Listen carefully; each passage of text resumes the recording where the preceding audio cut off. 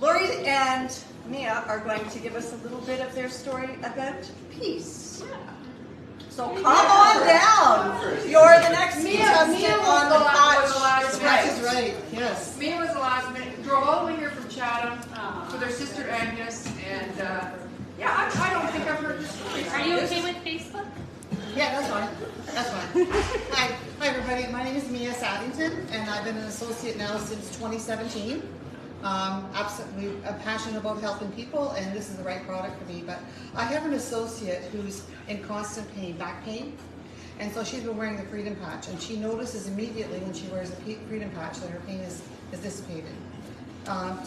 She notices if like she takes a shower or something like that, takes the patch off, the pain immediately comes back.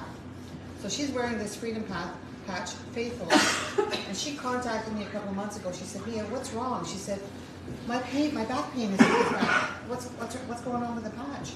And I got talking to her, and she was under a lot of stress. She was going for a job interview. There's a lot of things going on in her life.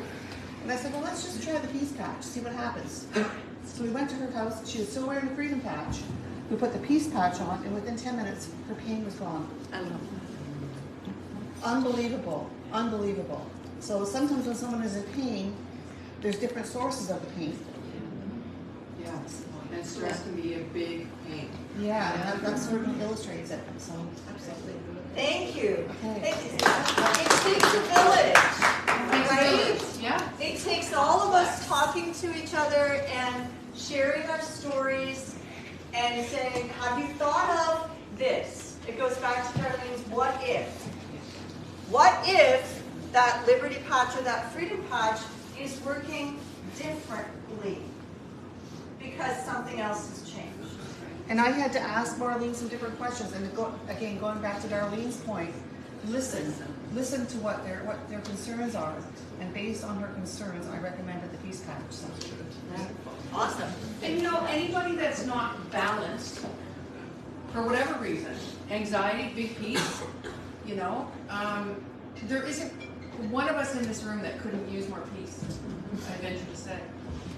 So my story about Peace Patch is just really cute. First of all, a lot of you know my husband Glenn, and he's pretty majorly OCD, and he wasn't sleeping with the REM patch, and so, long story short, we added the Peace Patch, thanks to Dr. Sylvia's input, and so that's why I say Peace Patch, the REM patch, marriage saver, because Glenn's single purpose in life is to get a good night's sleep, and God forbid if it doesn't happen. And P.S. this is a guy who's so invested in his bedtime that we had friends over for New Year's Eve one time, and he bid us all adieu at 9:30. He hadn't even eaten. So embarrassing. Anyway, my really cute story is my granddaughter was over recently. She's 7 years old, and her name is Vera. She's named after Terry and my grandma, so it's her great-great. And oh, she's just a gem. Her little sister, more of a challenge. But Vera always wants to come over, and she turns to her mom and she says, "This is a drop-off." Wants her mom to head out, right? So anyways, and she doesn't get a lot of screen time at home. So I went out and I got us VHS. Ladies, VHS, like, that's how far back. We got a little player, right? And it was a series of 10 family movies.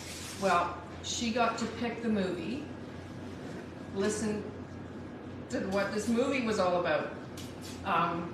A young girl was sent with her grandfather to another location because she kept breaching her probation.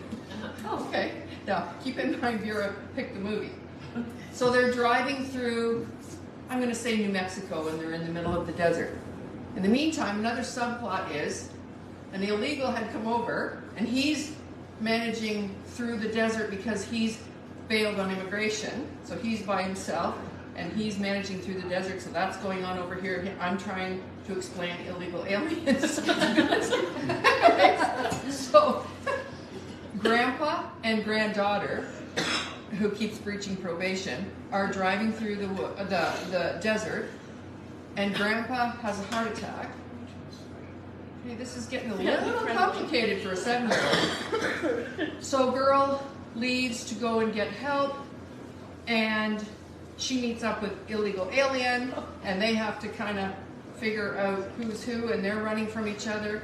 Well, illegal alien falls, ends up getting a gangrenous wound in his leg, and girl is bit by a rattlesnake.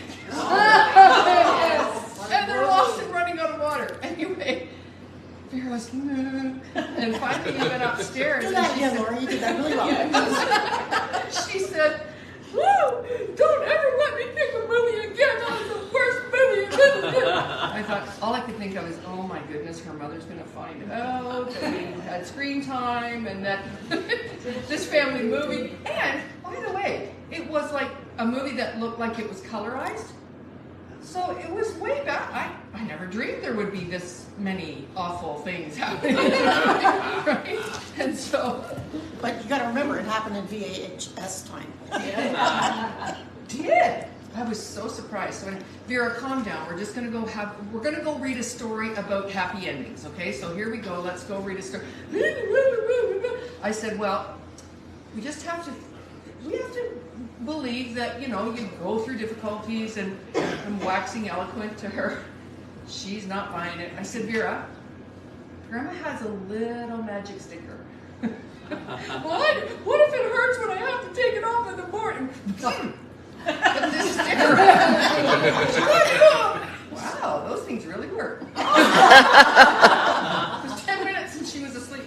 So Right on. I think that's just a cute story, and I really wasn't expecting it.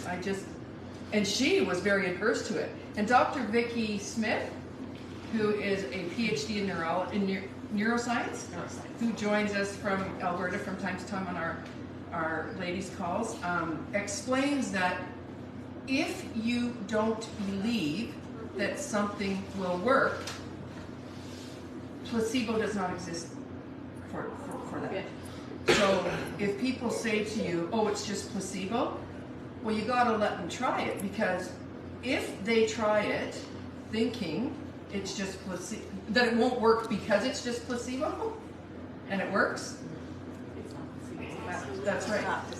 So Vera had no idea that this piece patch was going to work, and I'll bet you it was 10, 9, 8, 7, 6. Wow, these really work. Yeah. And I said, Grandma has a little secret. It's called coconut oil. It'll come off, like, you know how kids and bandages. Yeah. So that's a cute little piece patch. Cool. And while I'm up here, and on the point of kids, we have a teammate out in Manitoba, I believe Cheryl is, and Cheryl has a little son.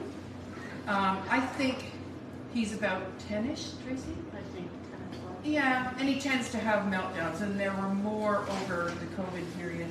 And anyways, what's his name? Starts with a C? Anyway, he would ask for the piece patch so that he could feel the dial down.